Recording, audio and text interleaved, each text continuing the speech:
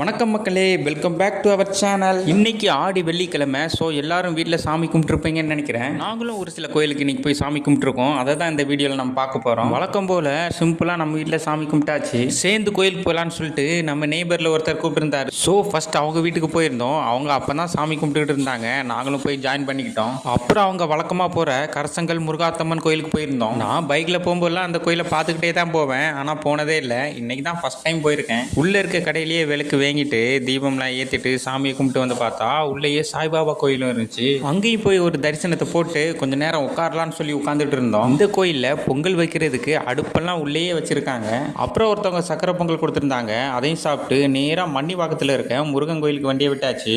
அங்கேயும் தரிசனம் பண்ணிட்டு பக்கத்தில் இருக்க பார்க்கில் நடந்துட்டு வீட்டுக்கு கிளம்பிட்டோம். வீட்டுக்கு வர வழியில் நம்மளோட குட்டி ஃப்ரெண்ட்ஸ்லாம் விளையாடிட்டு இருந்தாங்க. அவங்க கூடலாம் கொஞ்ச நேரம் ஜாலியாக பேசிட்டு பைக்கில் ஒரு ரவுண்ட் கூட்டிகிட்டு போயிட்டு விட்டு வீட்டுக்கு நாங்களும் வந்துட்டோம்.